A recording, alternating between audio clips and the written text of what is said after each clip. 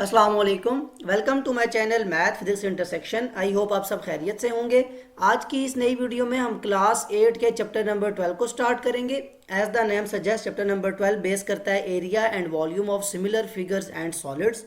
Basically आपके लिए जो इंपॉर्टेंट कॉन्सेप्ट है वो यहाँ सिमिलर फिगर्स का है। इससे पहले जो प्रीवियस वीडियो चैप्टर नंबर 10 की थी उसमें हमने काफ़ी ज़्यादा डिटेल में देखा जो डेफिनेशन है सिमिलर फिगर्स की, सिमिलैरिटी के जो रूल्स हैं वो कौन कौन से हैं, कौन से टेस्ट अप्लाई करते हैं हम सिमिलर फिगर्स के होने के लिए, और फिर अगर दो सिमिलर फिगर्स हों तो उसकी बात से हमें क्या चीज़ पता चलती है कि उनकी रेशो कैसे साइड्स की जो है उनकी रेशो इक्वल होती है आपस में। अगर तो वो कॉन्सेप्ट की वीडियो आपने देखी हुई है, आपको बेसिक कॉन्सेप्ट क्लियर है, तो फिर आप आगे कंटिन्यू कर सकते हैं। अगर नहीं तो आई विल सजेस्ट कि पहले वो वीडियो देखें, बिकॉज मैं उसी कॉन्सेप्ट को आगे लेके चलूंगा। जैसे एक्सरसाइज 12 ए आप देखें, area of similar figures and solid. तो फर्स्ट ऑफ ऑल तो आपको जो बेसिक है वो ये कि सिमिलर फिगर्स क्लियर होनी चाहिए। डेफिनेशन क्या थी सिमिलर फिगर्स की, जरा रिकैप कर लेते हैं। Similar figures are those in which the shape of two figures are same but the size may not be same. मतलब क्या हुआ कि आपके पास सिमिलर फिगर्स, ऐसी दो फिगर्स को हम कहेंगे जिनकी शेप तो सेम होगी लेकिन उनका साइज कभी भी सेम नहीं होगा। फॉर एग्जाम्पल मैं यहाँ पे दो आपको ट्रायंगल बना के दिखाता हूँ। लेट सपोज एक ये ट्रायंगल है, बिल्कुल सिमिलरली इसी शेप की एक ट्रायंगल है जो यहाँ पे बनाई गई है। अब these two triangles are similar, reason कि आपकी ये ट्रायंगल अगर इसका नाम रखा जाए ए बी सी, इसी में कॉन्सेप्ट को आगे लेके चलूंगा एरिया और वॉल्यूम की तरफ भी। अगर आपकी ये ट्रायंगल ए बी सी है और ये ट्रायंगल डी ई एफ है, तो हमने कहा था ये दो ट्रायंगल सिमिलर होंगी अगर इनकी साइड्स की रेशो इक्वल हो। मतलब ये ए बी जो है, यहाँ जो साइड बनती है इसके करस्पॉन्डिंग डी ई, इसकी अगर रेशो ली जाए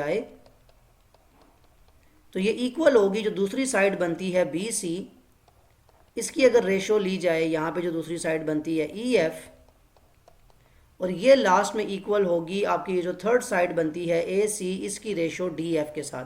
ये बेसिक डेफिनेशन है सिमिलैरिटी की कि टू फिगर्स और टू ट्राइंगल। मैंने कहा था आपको वहाँ पे कि हम ट्राइंगल्स की जो है वो बेसिक्स पढ़ेंगे चैप्टर नंबर 10 के अंदर, उसी को आगे कंटिन्यू कर रहे हैं। बेसिकली वही टॉपिक आगे चल रहा है कि दो ट्राइंगल सिमिलर होंगी अगर तो उनकी ये रेशो आपस में इक्वल हो, यानी क्रॉसपॉन्डिंग साइड की रेशो अगर इक्वल हो। बाकी एंगल्स के बारे में सेम कॉन्सेप्ट जो कॉन्ग्रुएंसी के अंदर होता है कि angle A is equal to angle D, angle B is equal to angle E and angle C is equal to angle F. ये हमने सिमिलैरिटी के बारे में काफ़ी डिटेल में पढ़ लिया। अब जब दो फिगर सिमिलर हों तो उनका एरिया जो है वो हम कैसे फाइंड कर सकते हैं, यानी सॉलिड फिगर्स हों हमारे पास।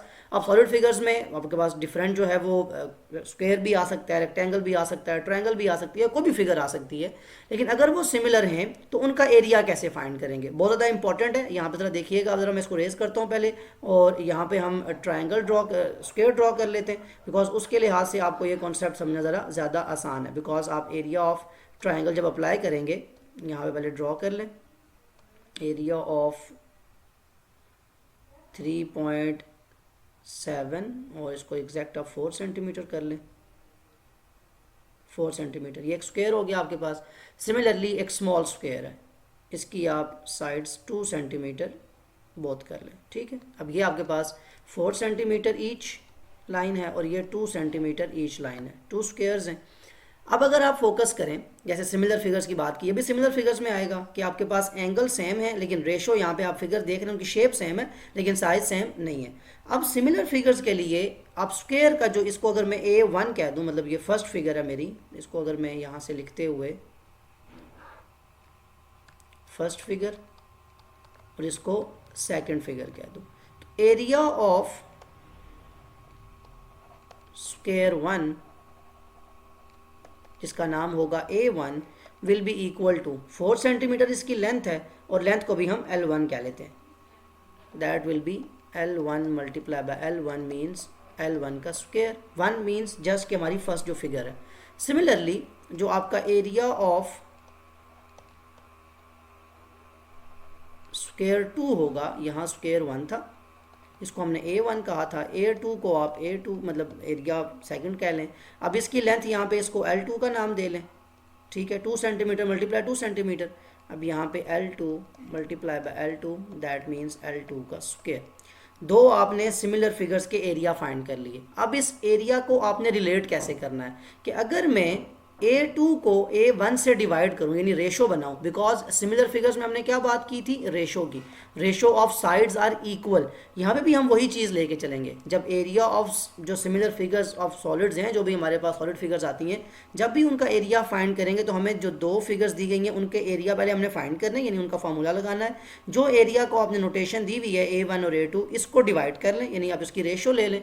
अब रेशो में अगर मैं A1 को ऊपर रखता हूँ, A1 डिवाइडेड बाई A2, ये किसके इक्वल होगा, A1 का एरिया क्या था, L1 का स्क्वायर, डिवाइड बाय A2 का एरिया क्या था, L2 का स्क्वायर। अब ये दोनों पे स्क्वायर है, इसको सिंप्लीफाइड फॉर्म में लिखते हुए मैं लिख सकता हूँ L1 बाय L2 का स्क्वायर।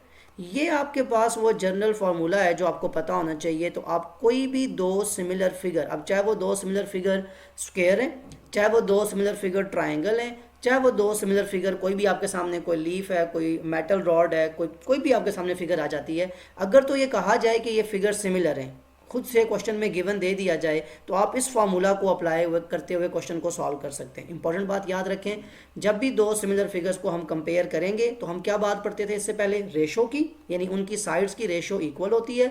बिल्कुल उसी कॉन्सेप्ट को आगे लेके चलते हुए, इसीलिए मैंने पहले आपको जो है ना वो लिंक बता दिया कि चैप्टर में जो 10 है जिसमें हमने सिमिलर फिगर्स को पढ़ा था, वो जो रेशो की बात की थी उसी को आगे कंटिन्यू करना है। सिर्फ वहाँ हमारी जो है वो सिर्फ रेशो थी साइड्स तक महदूद, कि हमने उसको सिमिलर फिगर्स प्रूव करना था। अब यहाँ पे हम एरिया की तरफ जा रहे हैं और एक्सरसाइज 12 में हम वॉल्यूम की तरफ मूव करेंगे, इसी रेशो को, इसी सिमिलर फिगर के कॉन्सेप्ट को यूज करते हुए। तो याद रखें, जब भी दो फिगर सिमिलर हों, अगर हमें ये गिवन दे दिया जाए तो इसका मतलब ये है कि उनके जो एरियाज हैं उनकी रेशो, उनकी कॉरस्पॉन्डिंग साइड्स जो होती हैं उनकी जो लेंथ है उनकी रेशो के स्क्वायर के इक्वल है। अब यहाँ से अगर ये बाकी आप सब रेस करके दोबारा यहाँ पे ट्रायंगल बना लें और ट्रायंगल की बेस पे ये फार्मूला अप्लाई करें, तो इसकी बेस पे कैसे लिखा जाएगा, एक तो यहाँ से इसको रेस कर लें, यहाँ पे आप ट्रायंगल ड्रॉ करें, कोई सी भी दो ट्रायंगल, जैसे भी मैंने ड्रॉ की थी। ये लेट सपोज एक ट्रायंगल है आपके पास, बिल्कुल सिमिलरली इसी तरह इसी शेप की आप दूसरी ट्रायंगल ड्रॉ करें। अब ये दो ट्रायंगल सिमिलर हैं, अब इसको मैं कह रहा हूँ ये मेरी फर्स्ट ट्रायंगल है और ये सेकंड ट्रायंगल है। अगेन जब फर्स्ट ट्रायंगल है इसका एरिया क्या होगा, A1, इसका एरिया क्या होगा, A2। अब इसी फार्मूला को लिखने का मैं एक और तरीका बताता हूँ कि इसको हम कैसे लिख सकते हैं। अब अगर मैं कहता हूँ कि इस A1 में ये साइड जो है ये L1 है, ये A से लेके B तक, ठीक है, मैं यहाँ पे नाम मेंशन नहीं कर रहा, जस्ट बता रहा हूँ कि ये साइड L1 है, तो इसके कॉरस्पॉन्डिंग L2 कौन सी बननी चाहिए, ये वाली साइड। अब जब मैं इस सिमिलर फिगर के एरिया के कॉन्सेप्ट को अप्लाई करूंगा तो मैं क्या लिखूंगा कि एरिया मतलब अगर मैं A2 बाई A1, अब मुझे कहा जा रहा है कि आप रेशो इस तरह से लें, A2 की वैल्यू मुझे पता है, A1 ये अननोन हमारे पास आएंगे।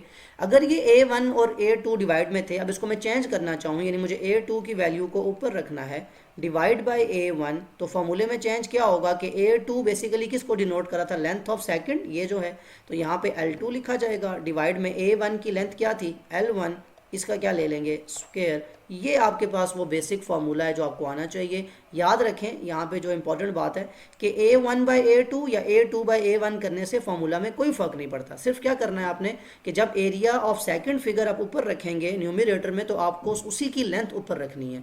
जब आप डिनोमिनेटर में एक मतलब रख रहे हैं A2 को, तो फिर आपको यहाँ पे लेंथ भी डिनोमिनेटर में सेकंड फिगर की ही लेनी है। ये बहुत इंपॉर्टेंट है। दोबारा सुन लें, सिमिलर फिगर्स में हम रेशो का कॉन्सेप्ट लेके चलते हैं कि सिमिलर फिगर्स में जो साइड्स की रेशो होती है वो इक्वल होती है। उसी कॉन्सेप्ट की बेस पे हम एरिया हमने देखा कि एरिया भी जब दो सिमिलर फिगर का हम देखते हैं वो भी रेशो की फॉर्म में देखा जाता है, यानी फर्स्ट फिगर का एरिया अगर उसकी रेशो देखी जाए सेकंड फिगर के साथ। और हम क्यों देखते हैं, बिकॉज यहाँ पे जब सिमिलर फिगर मैंने आपको पढ़ाई थी तो बताया था कि लेट सपोज अगर ये साइड 5 सेंटीमीटर है और ये साइड उसके मुताबिक क्या होगी 3 सेंटीमीटर, 2 का डिफरेंस आ रहा है। ये साइड अगर 4 सेंटीमीटर है तो ये साइड उससे 2 लेस करके कितनी हो जाएगी 2 सेंटीमीटर। तो ये क्रॉसपॉन्डेंस बनती है कि जितनी ये फिगर छोटी है उसको किस मतलब इस साइड को किस क्या ऐड करूं कि ये साइड बने, सिमिलरली इस फिगर में भी वही साइड ऐड करनी पड़ती है। इसका मतलब होता है रेशो के इक्वल होने का। ये हम डिटेल में देख चुके हैं पहले, अब इसी चीज को मैं यहाँ अप्लाई कर रहा हूँ। बार बार रिवाइज करने का, बार बार कहने का मतलब यह है कि एक तो आपको ये कॉन्सेप्ट भी क्लियर हो जाए सिमिलर फिगर्स वाला, और ये पता हो कि हम इसको रेशो की फॉर्म में क्यों देख रहे हैं। यानी जब भी हमारे सामने दो फिगर्स की बात की जाएगी, चाहे वर्ड प्रॉब्लम हो, चाहे गिवन फिगर हो, चाहे क्वेश्चन हो, जब भी हमें कहा जाएगा कि आपके सामने ये दो फिगर्स हैं, हमें उनका एरिया या उनकी लेंथ बताई जाएगी। अब याद याद रखें इस फॉर्मूले में कितने हमारे पास अननोन है, A2 A1 यानी area of second figure area of first figure, दो अननोन यहाँ से आगे, L2 यानी length of second figure length of first figure, 4 unknowns हैं। 4 में से 3 अननोन्स जो हैं वो हमें पता होंगे, एक जो क्या होगा अननोन उसको हम फाइंड करेंगे। अब वो कुछ भी हो सकता है, कभी हमसे कहा जाएगा कि आप लेंथ फाइंड करें L1, कभी एरिया पूछा जा सकता है। तो इन तीन बाकी चीज़ों की हेल्प से हम ये फाइंड कर लेंगे। इसी फॉर्मूले को अप्लाई करना है 12A एक्सरसाइज के ऊपर। कॉन्सेप्ट यहाँ क्लियर होना चाहिए कि A1 या A2 डिवाइड में या डिनोमिनेटर से डिनोमिनेटर में चेंज करने से किसी किस्म का फॉर्मूले पे कोई डिफरेंस नहीं आता। इसको अप्लाई करते हुए जस्ट हमने वैल्यूज़ लिखनी है, स्क्वायर लेना है, या अगर हमें एरिया फाइंड करना हो या लेंथ फाइंड करनी हो तो हम स्क्वायर रूट लेंगे, जो बेसिक मैथ्स की कैलकुलेशंस हैं। ये कॉन्सेप्ट बहुत ज़्यादा इंपॉर्टेंट था, इसलिए मैंने शुरू में काफ़ी डिटेल में बता दिया कि किस चीज़ की बेस पे हम रेशो को देख रहे हैं, क्यों एरिया को डिवाइड कर रहे हैं, या कैसे इसको चेंज करने से यानी A1/A2 या A2/A1 करने से कैसे फॉर्मूला के अंदर चेंज आता है, ताकि एक्सरसाइज सॉल्व करने में किसी किस्म की कोई डिफिकल्टी ना हो। मूव करते हैं एक्सरसाइज 12 के क्वेश्चन नंबर 1 की तरफ। Question number 1, find the unknown area of each of the following pairs of similar figures. आपके सामने सिमिलर फिगर्स ड्रॉ कर दी गई हैं। शुरू में आप देखें तो यहाँ पे ट्रायंगल है, यहाँ पे आपके पास एक सिलेंड्रिकल शेप आपके पास सामने आ जाती है, ये रेक्टेंगल है, यहाँ पे राइट एंगल ट्रायंगल है, ये कॉन्स हैं। अब आपको करना क्या है सबके लिए कि आपने जस्ट इनके सिमिलर फिगर्स के जो एरिया अननोन बताया था, इस फिगर में देखें आपके पास A2 यानी सेकंड फिगर का एरिया अननोन है, यहाँ पे आपके पास फर्स्ट फिगर का एरिया अननोन है। तो अननोन एरियाज को फाइंड करना है। फर्स्ट ऑफ ऑल क्वेश्चन बनाने से पहले आप क्या लिखें, जो फॉर्मूला अभी आपने देखा उसको अपने पास नोट डाउन करके उसी की बेस पे आपने सॉल्व करना है। क्या था कि अगर आप A2 को ऊपर रख रहे हैं यानी A2/A1 this will be equal to, अब यहाँ पे लेंथ कौन सी ऊपर आएगी, सेकंड फिगर की, divided by length of first figure, इसका क्या हो जाएगा स्क्वायर। अब आ जाए 1 बाय 1 सोल्यूशन पे, यानी सोल्यूशन ऑफ फर्स्ट पार्ट जो कि है A पार्ट। अब यहाँ पे ये फार्मूला अप्लाई होगा। आपको अननोन क्या है A2, तो A2 को A2 ही लिखा रहने दें। A1 क्या गिवन है आपको 64 is equal to length of second figure कितनी है। अब देखें यहाँ पे ये लेंथ गिवन है, यहाँ ऑटोमेटिकली उसी की करस्पॉन्डेंस में वही लेंथ आपको गिवन है, यानी 2 सेंटीमीटर और 8 सेंटीमीटर। तो यहाँ पे क्या लिखेंगे, L2 जो है यानी सेकंड जो लेंथ है ये है 2, डिवाइडेड बाय जो आपकी फर्स्ट लेंथ है वो है 8, और इसका क्या ले लेना है आपने स्क्वायर। अब first of all square open कर लें, यानी यहाँ पे अगेन लिखा जाएगा A2/64 इज इक्वल टू 2 का स्क्वायर 4, 8 का स्क्वायर 64, ये 64 यहाँ पे डिवाइड हो रहा है। बेसिक मैथ्स क्या कहती है, वहाँ से क्या हो जाएगा multiply, A2 will be equal to 4/64, और ये वाला 64 वहाँ जाके मल्टीप्लाई हो गया। अब जब ये कटिंग हो जाएगी 64 1 जा 64 1 से कैंसिल हो जाएगा। सो A2 यानी सेकंड फिगर का जो एरिया है वो कितना आ जाएगा 4, और एरिया हमेशा किस में होता है सेंटीमीटर स्क्वायर में। एक तो ये है कि आप कैलकुलेशंस करते हुए यूनिट साथ लिखते हैं, यानी यहाँ पे सेंटीमीटर स्क्वायर, यहाँ सेंटीमीटर, वो स्क्वायर ओपन करेंगे। और एक ये है कि आप कटिंग कर लें और लास्ट में आप जो आपका मतलब जो यूनिट बनता है वो साथ लाजिम मेंशन करना होता है। जब एरिया हो तो स्क्वायर में, और सिंपल आपकी लेंथ हो तो वो सिर्फ सेंटीमीटर के अंदर आएगी। सो ये था A पार्ट जिसमें आपका अननोन A2 था, यानी सेकंड फिगर का एरिया, जो कि आपने बड़ा इजीली फाइंड कर लिया। अब आपने जस्ट क्या करना है, इसी तरह इसको रेस करते जाएं, यानी A की जगह B पार्ट आ जाएगा। हमने देखना है हमारा अननोन A1 या A2 में से कौन है, और उसको हम सॉल्व कर लेंगे। बी पार्ट में A1। अब यहाँ एक तो तरीका ये है कि हम क्वेश्चन को अपने लिए आसान बनाने के लिए हम इसमें चेंज कर लेंगे, यानी A1 हम डिनोमिनेटर के बजाय न्यूमरेटर में ले आएँ, A1 को ऊपर लिख लूँ, A2 फार्मूला में चेंज कर लूँ। अब यहाँ पे जब A1 ऊपर लिखा तो यहाँ पे लेंथ क्या हो जाएगी L1 divided by second area है तो L2 डिवाइड में आ जाएगा, और इसका स्क्वायर ले लेंगे। एक क्वेश्चन में इस मेथड से करा रहा हूँ, और एक आगे किसी और अननोन में अगर A1 आपका अननोन हुआ तो उसमें भी मैं मेथड चेंज करके इस वजह से सॉल्व करवा दूंगा। कि बताना मकसद ये है कि फार्मूला में चेंज करने से कोई डिफरेंस नहीं पड़ता। आप ये फार्मूला अप्लाई करें तब भी A1 की सेम वैल्यू आएगी, चाहे इसको चेंज करें। और ये चेंज हम इसलिए करते हैं कि हमारा अगर ये न्यूमरेटर में रहेगा अननोन तो हमें मल्टीप्लिकेशन या डिवीजन करने में बहुत ज़्यादा आसानी होती है। अब देखें यहाँ पे A1 जो है आपका जो अननोन है divided by A2, second area आपको गिवन है 0.6, this will be equal to L1 जो फर्स्ट लेंथ है वो है 0.4 डिवाइडेड बाय सेकंड लेंथ जो है ये है 0.2। तो यहाँ पे क्या आ जाएगा इसके ऊपर स्क्वायर। दैट मीन्स अब आपने क्या करना है, फर्स्ट ऑफ ऑल कैलकुलेटर आपको अलाउड है। अब यहाँ सिंपली कैलकुलेशंस करके पहले ये स्क्वायर ओपन कर लें, 0.4 का स्क्वायर दैट इज़ 0.16 डिवाइडेड बाय 0.2 का स्क्वायर 0.2 स्क्वायर दैट मीन 0.04। अब यहाँ पे देखेंगे 0.6 जो था ये डिवाइड हो रहा था, तो इक्वेशन का सोचा कि क्या हो जाएगा मल्टीप्लाई, दैट मीन इस तरफ सिर्फ अननोन रह जाएगा A1, और ये 0.6 यहाँ जाके मल्टीप्लिकेशन में आ जाएगा। नेक्स्ट स्टेप जो आपकी ये डिवीजन है इसको पहले सॉल्व कर लें, 0.16 डिवाइडेड बाय 0.04 जो आंसर आया इसको मल्टीप्लाई कर दें 0.6 से तो आंसर आ जाएगा 2.4। अब एरिया है तो A1 is equal to 2.4 centimetre square के अंदर आ जाएगा। ये आपका बी पार्ट सॉल्व हो गया। अब देखें यहाँ मैंने क्या किया कि जो मेरा अननोन था वो न्यूमरेटर में था तो ऑटोमेटिकली नंबर डिनोमिनेटर में आया, वहाँ जाके डिवाइड हुआ बड़ा सिंपली, जैसे हमने ए पार्ट सॉल्व किया था बिल्कुल वैसे ही सॉल्व हुआ। अब आगे जब ऐसा पार्ट आया जिसमें हमारे पास A1 अननोन हो तो फिर मैं ये अप्लाई करके दिखाऊंगा आपको। अब इसको रेस करके अब सी पार्ट देख लें कि उसमें आपसे कौन सा अननोन पूछा गया है, एरिया है या मतलब आपने इस क्वेश्चन में सारे एरियाज ही फाइंड करने हैं लेकिन कौन सा एरिया, A1 या A2। सी पार्ट अगेन आपका सेकंड मतलब अब A2 अननोन है तो जो फॉर्मूला लिखा हुआ है उसी बेस पे आप इसको अप्लाई करें। A1 आपको गिवन है 125 और इस क्वेश्चन के अंदर मैं आपको यूनिट भी साथ ही लिख के सॉल्व करवा देता हूँ तो क्या आपको वो एक चीज़ भी क्लियर हो जाए। हर क्वेश्चन के अंदर मैं डिफरेंट मेथड अप्लाई कर रहा हूँ जस्ट टू मेक श्योर कि जिसको जो समझ आती है, जिसको जो आसान लगता है वो उसको अप्लाई कर सकता है। A2 मीन सेकंड फिगर, इसकी लेंथ थी 6 सेंटीमीटर डिवाइडेड बाय A1 का मतलब फर्स्ट फिगर, इसमें लेंथ थी आपकी 15 सेंटीमीटर। इसके ऊपर क्या है आपके फार्मूले का स्क्वायर। दैट मीन अब अपने क्या करना है, A2 divided by 125 centimetre square is equal to 6 का स्क्वायर 36, साथ में आ जाएगा centimetre square because centimetre square open हो रहा है, 15 का स्क्वायर that means 15 square is equal to 225 और ये भी सेंटीमीटर का स्क्वायर। यहाँ याद रखें एक स्टेप ये भी लिखा जा सकता है कि इस स्क्वायर को अलग अलग ओपन करेंगे, यानी 6 सेंटीमीटर पे अलग स्क्वायर लिख लें और डिवाइडेड बाय 15 सेंटीमीटर पे अलग स्क्वायर लिख लें। एक ये स्टेप भी एक्स्ट्रा कर सकते हैं अगर आप चाहें तो, अगर आपने अलग अलग स्क्वायर ओपन करना है। वैसे आप डायरेक्ट भी अप्लाई करके इसको इस तरह सॉल्व कर सकते हैं। अब A2 आपका अननोन है, A2 इज इक्वल टू, अब ये देखें ये जो आपका सेंटीमीटर स्क्वायर है ये सेंटीमीटर स्क्वायर से कैंसिल हो जाएगा।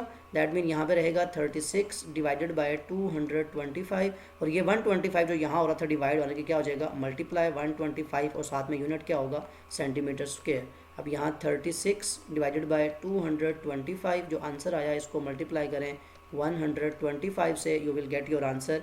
A1 जो अननोन है यानी A2 सॉरी जो आपका एरिया ऑफ सेकंड फिगर है जो आपसे पूछा गया था ये आ जाएगा 20 और साथ में यूनिट क्या आ गया सेंटीमीटर स्क्वायर। तो अगर आप यूनिट लिख के सॉल्व करेंगे क्वेश्चन को तब भी बिल्कुल वही कैलकुलेशन है उसी तरह सॉल्व करना है, अगर उसके बगैर करेंगे तभी मैंने आपको सॉल्व करके बता दिया। तो ये था आपका सी पार्ट सॉरी। आप इसी को रेस करके आप देखें कि आपसे डी पार्ट में जो अननोन है वो कौन सा है और उसको हमने कैसे सॉल्व करना है। डी पार्ट में आपका अननोन यहाँ पे अब A1 है यानी फर्स्ट फिगर का एरिया। इसी फार्मूले को अप्लाई करते हैं। इस फार्मूले को अप्लाई करते हुए अब देखें वहाँ पे मैंने क्या किया था बी पार्ट में कि डिनोमिनेटर को चेंज करके A1 को ऊपर ले गया था, यहाँ मैं इसी को अप्लाई कर रहा हूँ यानी A2 जो आपको वैल्यू गिवन है वो लिख लें। A2 की वैल्यू है 48 डिवाइडेड बाई A1 अननोन है उसको अब रखें डिनोमिनेटर में। मैं बताता हूँ कि इसको सॉल्व करते हुए आपने क्या अप्लाई करना ताकि सबके कॉन्सेप्ट क्लियर हो जाए। अब A2 के सामने लेंथ आती है, लेंथ ऑफ सेकेंड फिगर है 8 divided by length of first figure है 12, इसका क्या लेना है आपने स्क्वायर, ये बहुत इंपॉर्टेंट है, स्क्वायर आपने बोलना नहीं है। दैट मीन्स यहाँ पे रह जाएगा 48 divided by A1 will equal to 8 का स्क्वायर 64, 12 का स्क्वायर 144। अब जब भी आपका डिनोमिनेटर मतलब डिनोमिनेटर में आपका अननोन वेरिएबल आ जाए, ये क्लास 7 से आप देखते आ रहे हैं, वो एक्स वाई की फॉर्म में हो किसी भी फॉर्म में हो, उसको सॉल्व करने का तरीका क्या था क्रॉस मल्टीप्लिकेशन के। आप इसको इस मतलब जो अननोन है इसको वहाँ जाके मल्टीप्लाई कर दें, सिमिलरली ये नंबर आके इस नंबर से मल्टीप्लाई हो जाएगा। दैट मीन्स जो नेक्स्ट स्टेप लिखा जाएगा 48 से आके 144 मल्टीप्लाई हुआ और ये 64 से जाके A1 मल्टीप्लाई हो गया। A1 मतलब फर्स्ट फिगर का जो एरिया है। अब 48 मल्टीप्लाई 144 और ये 64 यहाँ पे क्या हो रहा है, इसके साथ एक स्टेप ये है कि अब इसको मल्टीप्लाई करके वैल्यू लिख लें, लेकिन हमें ज़रूरत नहीं है वो लिखने की बिकॉज ये 64 यहाँ A1 से मल्टीप्लाई हो रहा है, वहाँ से क्या हो जाएगा डिवाइड। तो नेक्स्ट स्टेप में हम लिखेंगे 48 multiply 144 divided by 64 is equal to A1। अब यहाँ पे अब इसकी मल्टीप्लिकेशन करें 48 मल्टीप्लाई 144 जो आंसर आए इसको डायरेक्ट डिवाइड कर दें 64 से तो 108 आंसर आ जाएगा। तो 108 यूनिट क्या होगा एरिया है, तो एरिया हमेशा होता है सेंटीमीटर स्क्वायर में और ये किस फिगर का एरिया है फर्स्ट फिगर का, इसको A1। तो बी पार्ट में आपने देखा जहाँ पे आपका अननोन A1 था, मैंने फॉर्मूला को चेंज किया, डिनोमिनेटर की बजाय न्यूमरेटर में A1 को रखा, इसको आपको चेंज करना सिखाया। और डी पार्ट के अंदर मैंने इसी फॉर्मूला को अप्लाई करके भी आपको सॉल्व करके दिखाया। तो दैट मीन किसी किस्म का कोई चेंज नहीं है, जस्ट आपको बेसिक कैलकुलेशंस आती हूँ तो आप बड़ा इजीली क्वेश्चन को सॉल्व कर सकते हैं। ये था डी पार्ट। अब ई पार्ट में जो हमारा अननोन है उसको हम सॉल्व कर लेते हैं। फर्स्ट ऑफ ऑल लिख लें सोल्यूशन ऑफ ई पार्ट। अब A2 अननोन है तो जो फॉर्मूला लिखा हुआ है बहुत सिंपल है, A2 डिवाइडेड बाय A1 यहाँ पे है 12 विच इज़ इक्वल टू आपका अननोन यहाँ पे A2 की लेंथ है 6 डिवाइडेड बाय A1 की लेंथ है 4, इनका क्या ले लेंगे आप square. A2 divided by 12 is equal to 6 का स्क्वायर 36, 4 का स्क्वायर 16, ये 12 यहाँ पे हो रहा है डिवाइड, नेक्स्ट स्टेप में क्या हो जाएगा वहाँ जाके multiply, A2 is equal to 36 divided by 16 multiply by 12। अब इसके बाद एक ही स्टेप है 36 divided by 16 multiply by 12 will give you 27। और ये क्या है 27, A2 जो सेकंड फिगर थी उसका एरिया, और यूनिट क्या आ जाएगा साथ में सेंटीमीटर स्क्वायर। तो बहुत ज़्यादा सिंपल होता जा रहा है, जस्ट आपको क्या करना है फार्मूला को अप्लाई करना आना चाहिए, वैल्यूज़ लिखनी है, एक तो स्क्वायर नहीं भूलना, मल्टीप्लिकेशन ये जो अपने क्रॉस मल्टीप्लिकेशन करनी है डिनोमिनेटर की उसका ख्याल रखना है। एफ पार्ट देखें, अब यहाँ पे A1 और A2 आपका अननोन है तो बिल्कुल आपने जो फार्मूला लिखा है वही अप्लाई करें। A1 यहाँ पे है 24, this will be equal to A2 की लेंथ है आपके पास 3p डिवाइडेड बाय, यहाँ पे आपकी इसकी लेंथ है 6p, और यहाँ पे क्या लेना है आपने इसका स्क्वायर। अब यहाँ कुछ स्टूडेंट कंफ्यूज होते हैं कि सर ये p का, ये तो आपने जस्ट एक वेरिएबल है, अब आपको इसकी लेंथ कंप्लीट पता नहीं है। 3p का मतलब कि p साथ को वेरिएबल है, इसकी वैल्यू 2 भी हो सकती है 3 भी हो सकती है, लेकिन जो p की वैल्यू यहाँ होगी वही यहाँ पे भी होगी, यानी 3 2s are 6 तो 6 2s are 12, तो ये p एक आपका सिंपली अननोन है। अब नेक्स्ट स्टेप में आपने क्या करना है, इसकी आप मतलब फार्मूला ओपन कर लें, क्या लिखा जाएगा A2/24, 3p का स्क्वायर का मतलब है 3 का स्क्वायर 9, p जो वेरिएबल है इसका स्क्वायर एज इट इज़ 6 का स्क्वायर 36, और साथ जो वेरिएबल है p, जैसे आपका सेंटीमीटर था ना, आपने पहले इससे पहले एक पार्ट में मैंने सॉल्व करवाया तो सेंटीमीटर समझें ये p लिखा हुआ है। अब नेक्स्ट स्टेप में ये जो p का स्क्वायर है ये इस p स्क्वायर से कैंसिल हो जाएगा एक ही स्टेप के अंदर। अब ये जो अननोन है आपका A2, this will be equal to 9/36 जो कि नंबर रह गया, ये 24 यहाँ और था डिवाइड तो वहाँ जाके मल्टीप्लाई, दैट मीन्स इसको यहाँ पे ऐसे लिख लें। नेक्स्ट स्टेप में 9 डिवाइडेड बाय 36 जो आंसर आए उसको मल्टीप्लाई बाय 24, तो सेकंड जो फिगर है आपके पास उसका आपका एरिया आ जाएगा 6, यूनिट क्या आएगा सेंटीमीटर स्क्वायर लिखा हुआ है, तो आप भी इसको सेंटीमीटर स्क्वायर लिख लें। बस एक ख्याल कीजिएगा कि ई पार्ट में आई थिंक मीटर है, बाकी सब में सेंटीमीटर, तो मैंने वहाँ पे अगर मीटर लिखा सेंटीमीटर लिखा हो तो उसको इस लिहाज से जो यूनिट दिया जाएगा उसी में आपने आंसर लिखना है। तो A2 जो सेकंड फिगर थी उसका एरिया आपके पास आ गया 6 सेंटीमीटर स्क्वायर। क्वेश्चन 1 में आपने फार्मूले को अप्लाई करना सीखा, जो आपने लेंथ का स्क्वायर ओपन करना है, और यहाँ सबसे इंपॉर्टेंट बात यह सीखी कि न्यूमरेटर या डिनोमिनेटर से कोई डिफरेंस नहीं है। अगर आपको ये पता हो कि A2 के सामने L2, यानी आपने ये अगर गलती नहीं की तो फिर आपके लिए कोई डिफिकल्टी नहीं है क्वेश्चन को सॉल्व करने में। मूव करते हैं क्वेश्चन नंबर 2 की तरफ।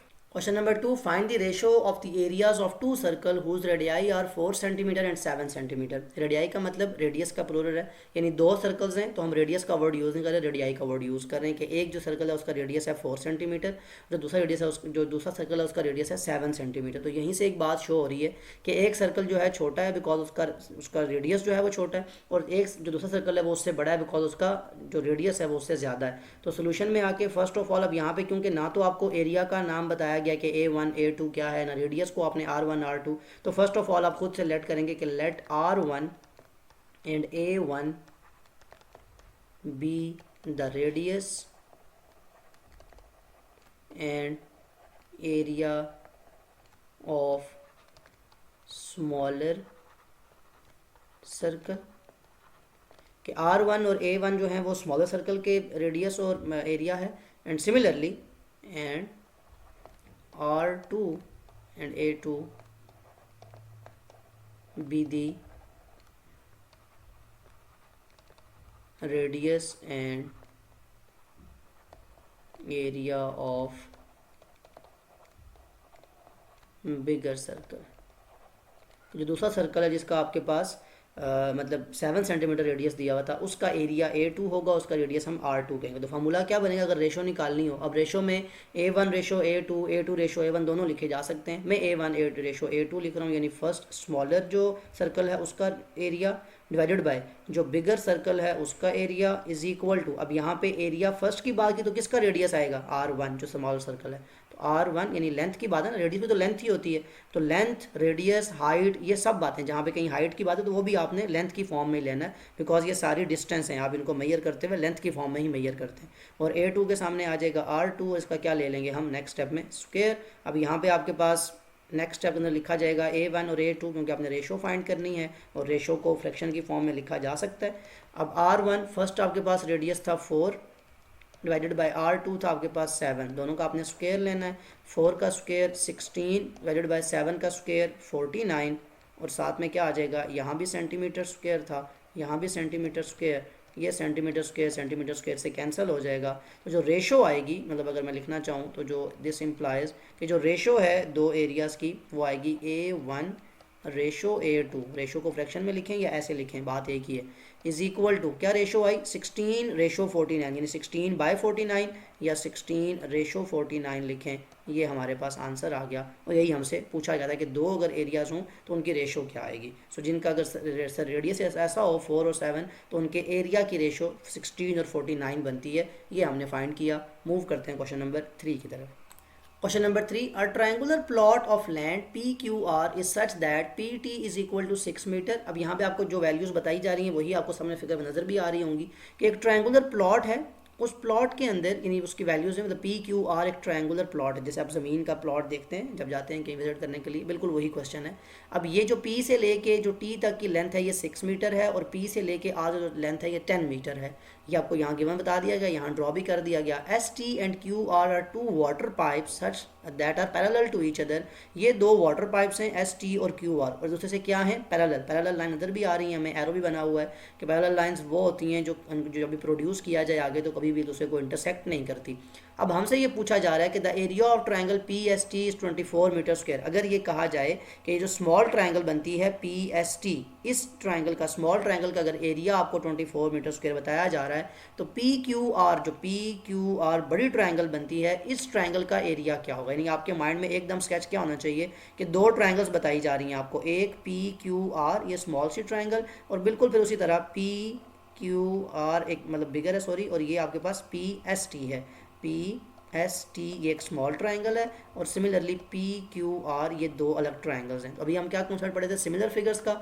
इसका आपको एरिया पता है, इसको अगर मैं A1 के नाम से कहूँ या सिंपली एरिया कहूँ तो इसका एरिया है 24 मीटर स्क्वायर और इसका एरिया मुझसे पूछा जा रहा है कि कितना अननोन है। वैल्यूज़ मुझे पता है कि जो PT स्मॉल सी साइड है ये बेसिकली 6 मीटर की है और ये जो PR बड़ी साइड है ये कितने की है 10 मीटर की। तो बड़ा आसान हो गया मेरे लिए क्वेश्चन को सॉल्व करना। दो ट्रायंगल जब ब्रेक डाउन आपके माइंड में हो गई अब आपके लिए क्वेश्चन को सॉल्व करना मुश्किल नहीं रहा। सोल्यूशन ऑफ फर्स्ट पार्ट क्या लिखेंगे, एरिया ऑफ ट्रायंगल जो अननोन है उसको ऊपर रख लेते हैं PQR, यही हमने फाइंड करना है। तो एरिया ऑफ ट्रायंगल PQR की अगर रेशो ली जाए किससे, एरिया ऑफ ट्रायंगल PST जो स्मॉल ट्रायंगल इसका हमें एरिया पता है, ये कहते हैं ना हम A2/A1, ये वही तरीका है बस, लेकिन यहाँ पे सिर्फ नाम की फॉर्म में लिखा जा रहा है। इज इक्वल टू इसमें साइड कौन थी PQR में PR जो मैं नाउन है ये 10 मीटर वाली, तो इसका लिख लें PR डिवाइडेड बाय यहाँ पे साइड कौन सी है PT और इसकी वैल्यू का क्या हो जाएगा दोनों का स्क्वायर। अब नेक्स्ट स्टेप के अंदर ये आप इस तरफ लिखा रहने दें, ये साइड्स की वैल्यू में लिख रहा हूँ। PR की वैल्यू कितनी है 10 डिवाइडेड बाय PT की वैल्यू कितनी है 6, इसका स्क्वायर ले लें। 10 का स्क्वायर कितना होता है, दिस इज इक्वल टू, अब मैं यहाँ पे डायरेक्ट लिख रहा हूँ कि area of triangle PQR divided by area of triangle PST, कितना एरिया दिया हुआ था इसका 24 metre square is equal to 10 का स्क्वायर 100 डिवाइडेड बाय 6 का स्क्वायर 36। ये एरिया यहाँ पे डिवाइड हो रहा है, वहाँ से क्या हो जाएगा मल्टीप्लाई। तो नेक्स्ट स्टेप में हम लिखेंगे एरिया ऑफ ट्रायंगल PQR जो आपने फाइंड करना था वो आ जाएगा 100 डिवाइडेड बाय 36 मल्टीप्लाई ये जो एरिया नीचे लिखा हुआ है 24 मीटर स्क्वायर। नेक्स्ट स्टेप के अंदर इसकी सिंपल डिवीजन है 100 डिवाइडेड बाय 36, जो आंसर आए इसको मल्टीप्लाई कर दें 24 से तो 66.6 राउंड ऑफ करके सिंपल 66 भी लिख सकते हैं। इस ट्रायंगल को मैं रेस कर रहा हूँ, आपको समझाना मकसद था। This is equal to 66.6 metre square. ये आपके पास आंसर आ गया किस पार्ट का, फर्स्ट पार्ट जो आपसे पूछा गया था कि जो बड़ी ट्रायंगल बनती है PQR जो बड़ी ट्रायंगल है इस फिगर के अंदर उसका एरिया कितना है, तो वो आ गया 66.6 मीटर स्क्वायर। अब ये आपका एक क्वेश्चन कंप्लीट हुआ। दोबारा देख लें, जस्ट क्या करना है आपने मेंटली आपने ये जो फिगर्स दी हुई हैं इनको ब्रेक डाउन करना है अपने माइंड के अंदर कि दो ट्रायंगल्स हैं। जब दो ट्रायंगल बन जाएंगी आपके लिए क्वेश्चन बहुत आसान हो जाएगा। अब आपके लिए सॉल्व करना ज़रा भी मुश्किल नहीं है बिकॉज आपको जस्ट वो फिगर को ब्रेक डाउन करके जो सिमिलर फिगर का कॉन्सेप्ट है वो आपको अप्लाई करना था। ये तो आपका फर्स्ट पार्ट हो गया, इसको रेस कर लें। सेकेंड पार्ट में क्या पूछा जा रहा है, एरिया ऑफ SQRT। अब SQRT आपके सामने जो फिगर ड्रॉ हुई है ट्रायंगल तो नहीं है, यानी इसको हम ट्रायंगल की फॉर्म में तो नहीं देख सकते, लेकिन बड़ा सिंपल है अगर आप फोकस करें। ये बड़ी ट्रायंगल बनती है PQR ये है small triangle P S T. अगर इस बड़ी ट्रायंगल में से ये स्मॉल ट्रायंगल माइनस कर दूं तो पीछे कौन सा एरिया बचेगा? S Q R T.